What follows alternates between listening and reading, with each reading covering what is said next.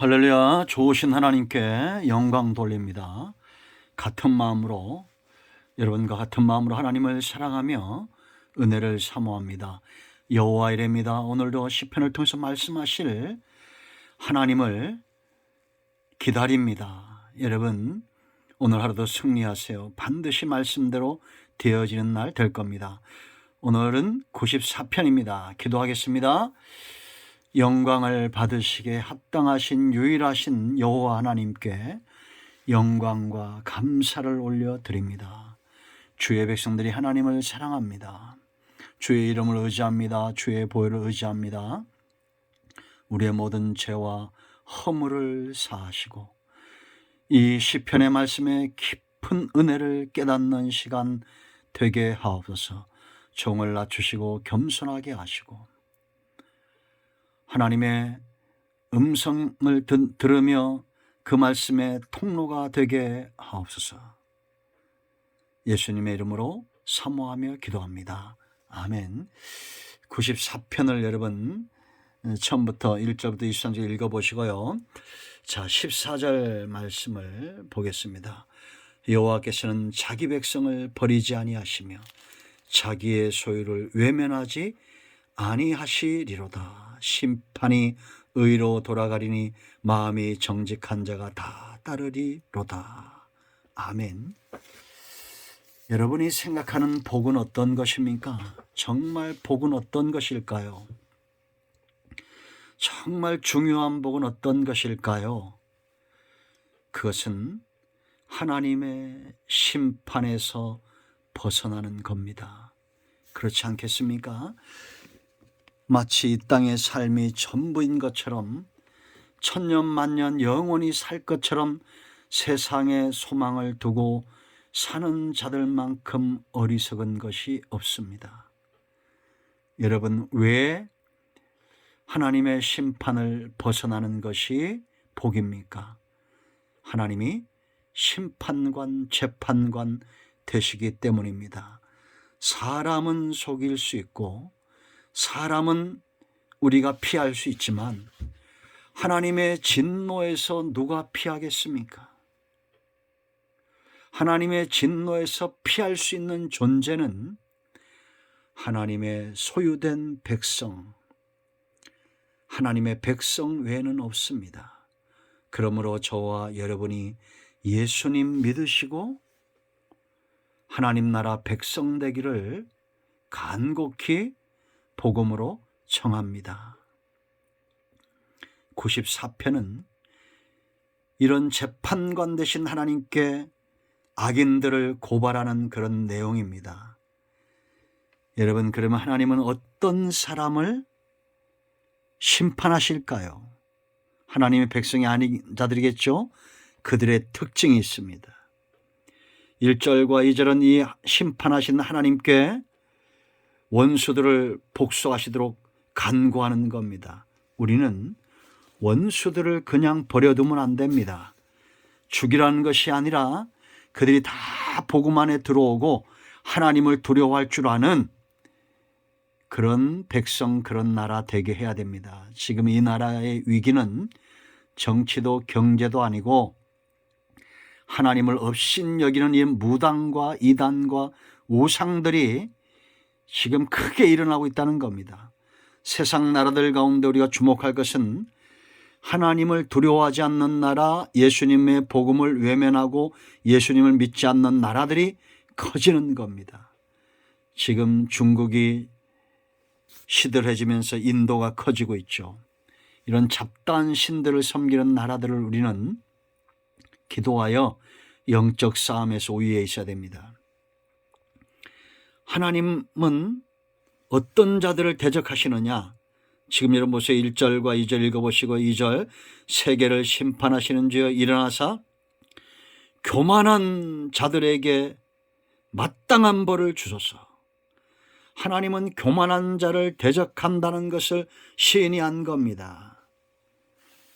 이런 여러분 보세요. 이 교만은 모든 죄의 출발이 되고 죄를 크게 하는 것, 그것이 바로 교만입니다. 3절 보세요. 이런 교만한 자들입니다. 여호와여 악인이 언제까지 궤가를 부르리까. 이게 승리하고 하나님의 뜻에 순종하고 그래서 궤가를 부르는 게 아닙니다. 저도 간혹 본 적이 있습니다. 예수 믿지 않는 자들이 큰 소리치고 기도하지 않는 자들이 더 형통하고 그들이 믿는 자들, 기도하는 자들을 업신여기고 악한 궤가를 부르고 사기를 치고 거짓말하고 죄를 지으면서 그것을 보란듯이 자랑하는 자들이 있습니다. 하나님이 없는 자들입니다. 악한 세상에서, 음란한 세상에서 육신을 쫓아 살며 그것을 자랑합니다. 하나님이 그 궤가를 찬송으로 들으시겠어요? 죄 가운데 노래하는 그러한 것들을 하나님이 감사의 소리로 여겨 주시겠냐라는 겁니다. 아니잖아요.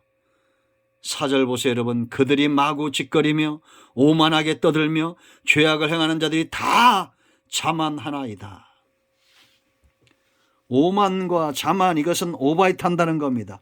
하수구에서 오물이 쏟아져 나오듯이 온갖 죄와 음란한 생각들과 세상적인 것들과 열린 무덤처럼 그 안에 있는 모든 더러운 것들이 입술을 통해서 쏟아져 나온다는 겁니다. 열린 무덤과 같은 그런 혓바닥을 가지고 있는 자들입니다.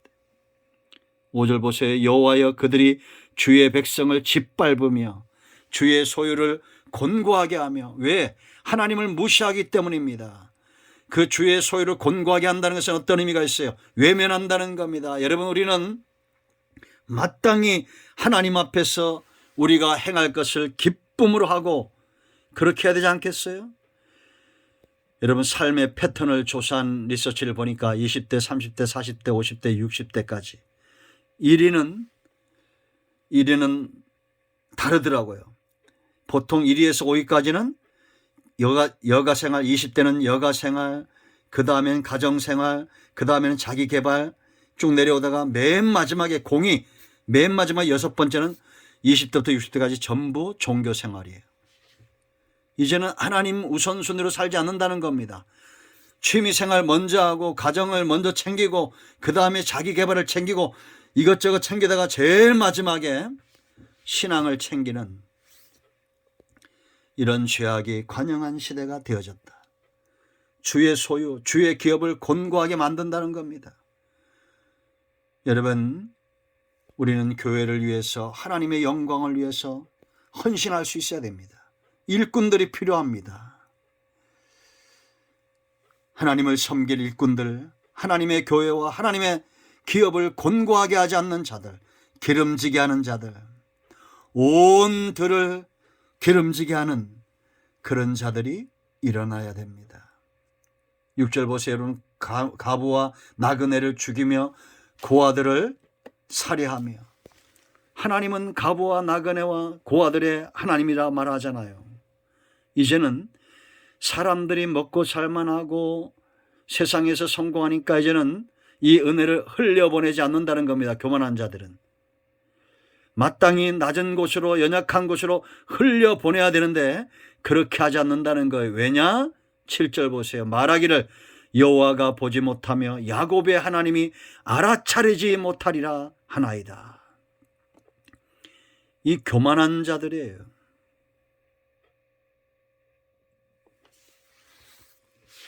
그러나 겸손한 자, 하나님의 심판을 벗어나는 자들은 다릅니다. 이들은 하나님의 교훈을 받는 자들이에요. 12절 보세요. 여호와여 주로부터 징벌을 받으며 주의 법으로 교훈하심을 받는 자가 복이 있나이다. 우리가 뭔가를 받는다는 것은 겸손하고 낮아지면 안 되는 겁니다. 결정권이 내게 있지 않아요. 결정권은 하나님께 있습니다. 자, 8절 보세요, 여러분. 백성 중에 어리석은 자들아 너희는 생각하라. 무지한 자들아 너희가 언제나 지혜로울까. 귀를 지으시니가 듣지 아니하시랴. 눈을 만드시니가 보지 아니하시랴. 하나님은 다 보고 듣고 계신다는 겁니다. 그러므로 어리석게 살지 말고 지혜롭게 깨달으라는 거예요. 무백성을 징벌하시느니 곧 지식으로 사람을 교훈하시니가 징벌하지 아니하시랴. 여호와께서는 사람의 생각이 허무함을 하시느니라. 이런 하나님을 알기 때문에 이들은 겸손하고 하나님의 교훈을 받는 겁니다. 하나님은 이런 겸손한 자들을, 하나님의 교훈 받는 자들을 가만두지 않아요. 이들을 복되게 합니다. 13절 보세요. 이런 사람에게는 환난의 날을 피하게 하사 악인을 위하여 구덩이를 팔 때까지 평안을 주시리다. 아멘.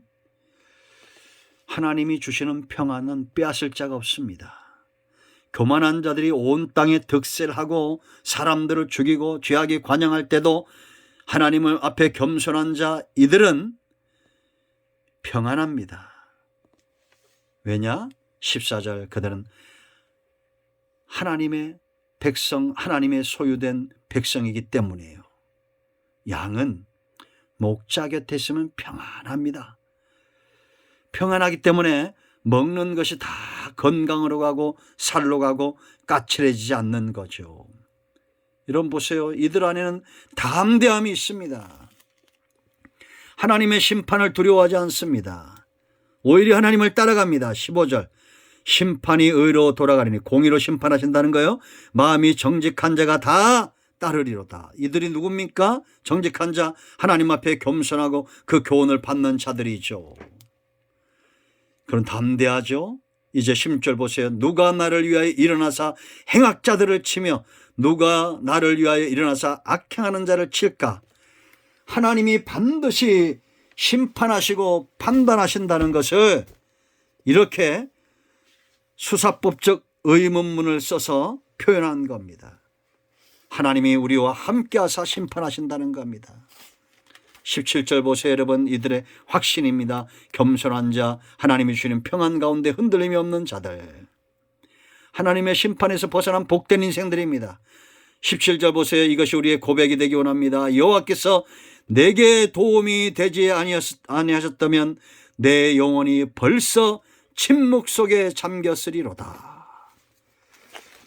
여러분, 우리가 예수님 믿지 않았으면, 저와 여러분이 예수님 믿지 않고 하나님의 말씀과 은혜에서 멀었으면 우리는 어떻게 됐을까요? 생각만 해도 끔찍하죠. 침묵 속에 잠겼을 겁니다. 죽었다는 거예요.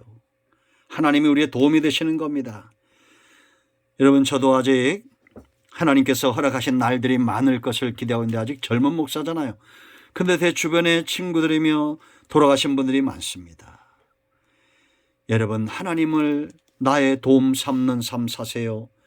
자, 보세요. 18절. 이것이 우리의 고백이길 원합니다. 여호와여, 나의 발이 미끄러진다고 말할 때 주의 인자하심이 나를 붙드셨사오며. 19절. 내 속에 근심이 많을 때 주의 위안이 내 영혼을 즐겁게 하시나이다. 아멘. 하나님의 어떤 교만한 자들은 하나님의 심판을 받고 있는데, 겸손한 자, 하나님이 주시는 평안 가운데 있는 자들은 그 영혼이 즐겁고 하나님 안에서 위안을 누리며 하나님이 붙드시는 손길 가운데 강건한 거예요. 자, 악인들을 보세요. 20절. 율례를 빙자하고 재난을 꾸미는 악한 재판장이 어찌 주와 어울리리까? 요즘 우리 정치판이나 법조계 보면 딱 이 모양이죠. 법이 휘고 있습니다. 울타리처럼 휘고 있어요. 갈대처럼 휘고 있습니다.